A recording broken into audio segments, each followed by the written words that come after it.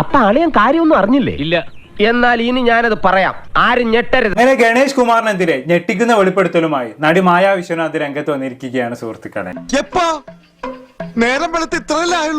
എന്തായാലും മായ ഗണേഷ് കുമാറിനെ കുറിച്ച് പറഞ്ഞ കാര്യങ്ങൾ എന്തൊക്കെയാണെന്നുള്ളത് നമുക്കൊന്ന് കണ്ടോ. ഒരു കഥ കേട്ടിട്ട് കുറച്ച് നാളായി, നല്ല മൂഡ് പറവച്ച. കാരണം ചിലപ്പോ നേതാവ് നിലയിൽ ഇപ്പൊ പരാജയമാണ്, തോറ്റപ്പോ തന്നെ മനസ്സിലായി. തങ്കക്കുറവേ, നമ്മൾ ഈ നാണം കേട്ടല്ലോ. തനക്ക് നാണം ഉണ്ടായിട്ട് വേണ്ടടോ നാണം കെടാൻ. വ്യക്തി നിലയിലും ഭയങ്കര പരാജയമാണ്. അത് എന്റെ പേഴ്സണൽ ഒപ്പീനിയൻ, എന്നെ അത്രയ്ക്ക് മുറിവ് ഏൽപ്പിച്ചതാണ്. എന്റെ 2 സിസ്റ്ററിന്റെ ആൺമക്കളെയും ചേർത്ത് സംസാരിച്ച ഒരു വ്യക്തിയാണ്.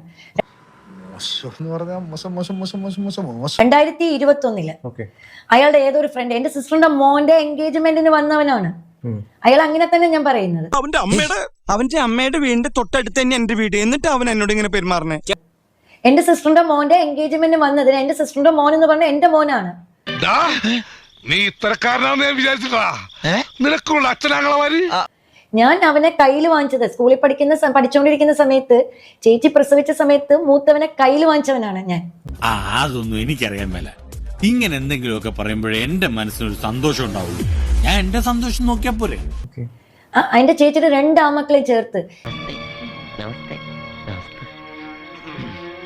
വെറുതെ പോരടിച്ചിപ്പ സമയം കളയാൻ ഒരു തമാശക്ക് ഞാൻ വെറുതെ.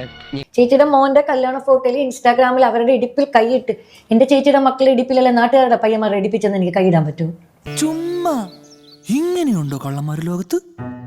വെറുതെ ഇങ്ങനെ ഓരോ റൂമിലും കയറി വന്ന് നട്ടാ കുരുക്കഥ നുണകൾ പറയല ഇവന്റെയൊക്കെ ഹോബി. ഇത് പറയാം അയാളാര്? അപ്പൊ ഞാൻ അയാളെടുത്ത് ചോദിച്ചു, അയാൾ ഇല്ലെങ്കിൽ പറയട്ടില്ല എന്ന് എന്നോട്. അയാൾ പറഞ്ഞ അല്ലെ, അയാളടുത്ത് ഏതോ ഫ്രണ്ട് പറഞ്ഞു ചേച്ചിയുടെ 2 മക്കളും കൊണ്ട് കൊണ്ടു നടക്കണ ഞാൻ കൊണ്ട് നടക്കുന്ന പയ്യന്മാരാണെന്ന്.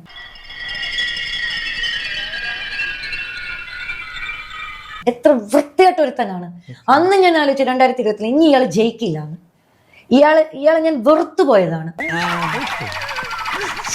ഇത് ഞാൻ ആദ്യമായിട്ടാണ്, ഇതറിയാം. കാലടി ഓമന ആന്റിക്ക് അറിയാം, ജീജ സുരേന്ദ്രൻ അറിയാം, പലർക്കും അറിയാം.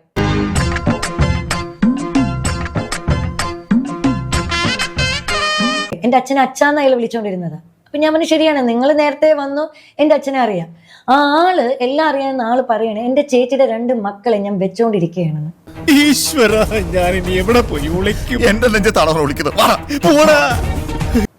അതെന്റെ ചേച്ചിയുടെ മക്കളല്ല എന്ന് എങ്ങനെ അയാൾക്ക് പറയാൻ തോന്നി?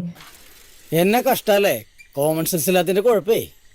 അല്ലെങ്കിൽ ബുദ്ധി പറഞ്ഞു കൊടുക്കാൻ അവൻ ആരെങ്കിലും വേണ്ടേ? ആകെയുള്ള ഒരു തൊട്ടിക്കൂട്ടുകാരൻ, പിന്നെ ഒരു തോൽവി അയൽക്കാരനും. തിരിച്ചും ഞാൻ ചോദിച്ചു, നിങ്ങളുടെ അമ്മ 2 മക്കളെയും നിങ്ങളുടെ 2 മക്കളെ ചേർത്ത് വെച്ചത് ആ കണ്ണോടാണ്, കണ്ടോണ്ടെങ്കിൽ മാത്രമേ നിങ്ങൾ തെറ്റുണ്ടോ ഞാൻ പറഞ്ഞത്? അല്ലേ? നിങ്ങളുടെ ഇപ്പോഴത്തെ ഭാര്യ, നിങ്ങളുടെ ആദ്യ ഭാര്യയുടെ 2 മക്കളെയും ചേർത്ത് വെച്ചുകൊണ്ട് ആനപ്പുറത്തിരിക്കുന്ന ഒരു ഫോട്ടോ ഉണ്ട് കിടന്നോണ്ട്, അത് ആ അർത്ഥത്തിലാണോ?